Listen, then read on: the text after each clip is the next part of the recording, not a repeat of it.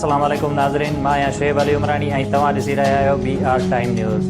सभ खां पहिरियां शामिल कंदासीं हीअ रिपोर्ट। सिंध में सूमर खां तालीमी इदारा खोलण जो फ़ैसिलो। तालीम खाते बाबति स्टेयरिंग कमेटी सूबे में 50% हाज़िरीअ सां तालीमी इदारा खोलण जी मंज़ूरी ॾिनी। तालीम इदारनि जे अमले खे बि लाज़मी कोरोना वैक्सीन कराइण जो पाबंद बणायो वियो। सिंध जे वॾे वज़ीर लाइ 3 ऑप्शन आहिनि: मुराद अली शाह ऐं मुराद अली शाह। पीपल्स पार्टी चेयरमैन बिलावल भुट्टो ज़रदारीअ सिंध जे चीफ जस्टिस वारे मामले ते वफ़ाक़ी हुकूमत खां नज़रसानी करण जो मुतालिबो कंदे चयो आहे त सिंध जे चीफ जस्टिस जी बेइज़ती करण जी कहिड़ी ज़रूरत हुई। कानून वारो वज़ीर फ़ैसिले ते नज़रसानी करे। अफ़गानिस्तान ते तालिबान जे कब्ज़े खे 3 ॾींहं गुज़री विया। किथे गैर यकीनी वारी सूरत हाल त किथे हालतूं मामूल में अचण लॻियूं। तालिबान समूरनि सरकारी ऑफिसर्स लाइ माफ़ीअ जो ऐलान करे खेनि ॿीहर ज़िम्मेवारियूं संभालण जी हिदायत करे छॾी। काबुल हवाई अॾे ते फ्लाइट ऑपरेशन जुज़वी तौरु बहाल। वधीक अमरीकी फ़ौजी पहुची विया। काबुल में खाधे पीते जे शयुनि जा दुकान खुलण लॻा। स्कूल, ब्यूटी पार्लर्स ऐं ॿियूं बाज़ारूं बदस्तूर बंदि। ट्रैफ़िक जो निज़ाम संभालण लाइ अफ़गान ट्रैफ़िक पुलिस ऐं अहलकार बि रस्तनि ते मौजूदु। अमरीका अफ़गान में तालिबान जी हुकूमत खे तस्लीम करण लाइ दहशतगर्दनि खां धार थियण जो शर्त रखे छॾियो। अमरीकी परॾेही वज़ारत चयो आहे त तालिबान खे औरतुनि जे हक़नि जो बि एहतराम करणो पवंदो।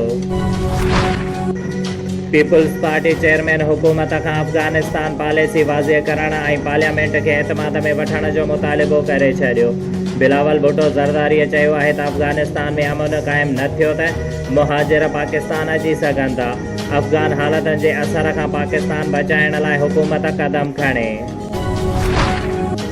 कमिश्नर शहीद बेनज़ीराबाद डिवीज़न सैयद मोहसिन अली शाह चयो आहे त सिंध हुकूमत पारां अवाम खे सिहत जो बहितरीन सहूलतूं फ़राहम करण लाइ सिहत खाते सां गॾु समाजी तंज़ीमुनि खे पिणु शामिल कयो वियो आहे, जंहिंजा बहितर नतीजा मिली रहिया आहिनि। अहिड़नि ख़्यालनि जो इज़हार हुन PPHI जे निगरानीअ हेठि हलंदड़ माउ ऐं ॿार जे सिहत मर्कज़ नूर नवाज़ ज़रदारीअ जे ॿीहर तामीर ऐं मरमत खां पोइ इफ़्तिताह कयो। उन ई मौक़े ते कमिश्नर वधीक चयो त PPHI पारां सिहत मर्कज़ में अवाम खे सिहत जूं सहूलतूं फ़राहम करण सां गॾोगॾु उन्हनि सिहत मर्कज़नि जी ॿीहर तामीर ऐं मरमत करे ईंदड़ मरीज़नि जे अमले खे बहितर सहूलतूं फ़राहम करे रही आहे।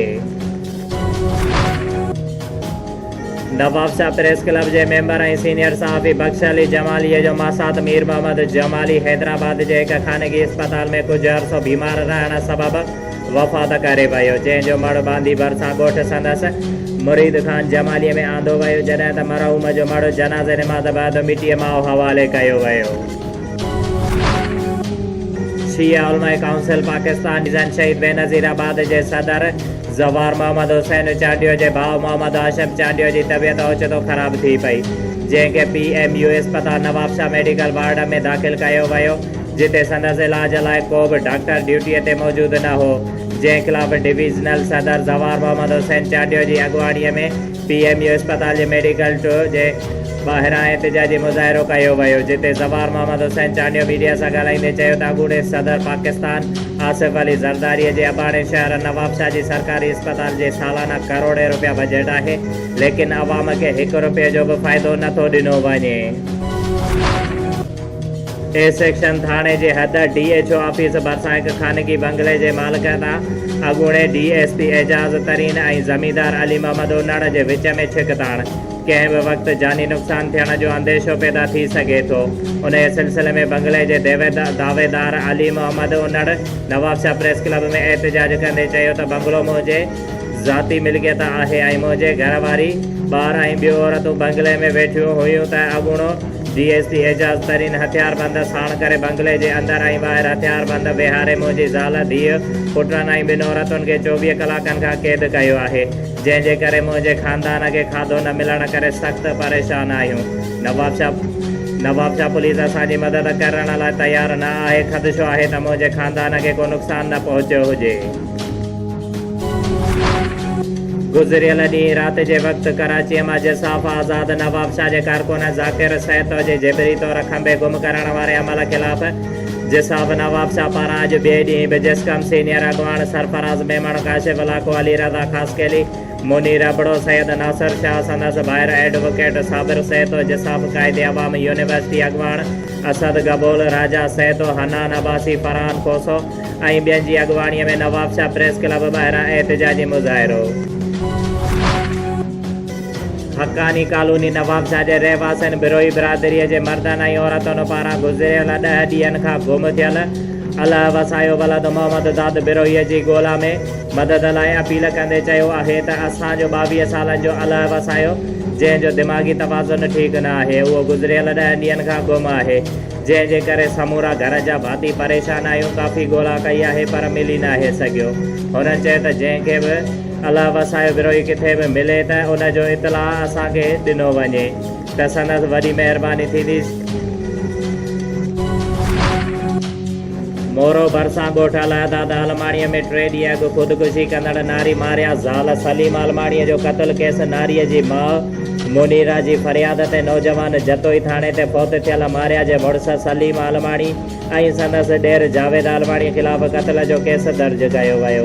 अहिड़े अमल ख़िलाफ़ फ़ौत थियल नारीअ जे सहुरे ग़ुलाम नबी आलमाणी पंहिंजे बिरादरीअ जे नेक मर्दनि अलहदाद आलमाणी, गुलाम रसूल आलमाणी, वसीम आलमाणी, नज़ीर आलमाणी ऐं ॿियनि समेत क़ुरान पाक खणी एहतजाज कंदे चयो त मां ग़रीब मिसकिन माण्हू आहियां। मां होटल ते मज़दूरी करे पंहिंजे बचनि जो पेट गुज़र कंदो आहियां। ख़ुदकुशी कंदड़ मुंहिंजी न्याणी आहे। हुन रज़ा ख़ुशीअ सां मुंहिंजे पुटु सलीम सां निकाह कयो हुयो। हिन वक़्तु मुंहिंजे पुटु कमाइण लाइ ॿाहिरि निकितल आहे। ख़ुदकुशी करण वक़्तु घर में औरतुनि खां सवाइ केरु बि मौजूदु न हुयो। असां SSP नौशर फिरोज़ DIG शहीद बेनज़ीराबाद समेत मुतलक़ा इंतिज़ामिया खे अपील था करियूं त मामले जी साफ़ शफ़ाफ़ इंक्वायरी करे ऐं असां सां इंसाफ़ कयो वञे ऐं असां ख़िलाफ़ दाख़िल कूड़ी FIR ख़तमु कई वञे। मोरो गचेरो रोड ते क़ाइमु मौला हुसैन जी सबील भरिसां शहर अंदरि वॾियुनि गाॾियुनि जे अच वञ तां लॻियल सबील खे गाॾीअ जो टकर। सबील जो नुक़सानु थी पियो जंहिं करे रिंद बलोचाई महरनि विच में झेड़ो थी पियो, जंहिं सबबु ॿिन्ही धुरियुनि पारां हथियारनि जो आज़ादाना इस्तेमालु करे मोरो शहर खे शिकारपुर में तब्दील करण जी कोशिशि कंदे हवाई फायरिंग कई वई ऐं उन दौरान माण्हुनि में भाॼ पइजी वियो। इलाइक़े में ख़ौफ़ पकड़िजी वियो, जिन जो मक़सदु उहो आहे त आख़िर इन्हनि माण्हुनि खे हथियार किथां आया ऐं इन्हनि खे गैर क़ानूनी हथियार रखंदड़नि ख़िलाफ़ केरु आवाज़ उथारींदो ऐं कॾहिं क़दम खयो वेंदो। शोएब अली उमराणीअ खे ॾींदा इजाज़त। वधीक ख़बरुनि ऐं अपडेट्स लाइ ॾिसंदा रहो BR टाइम न्यूज़।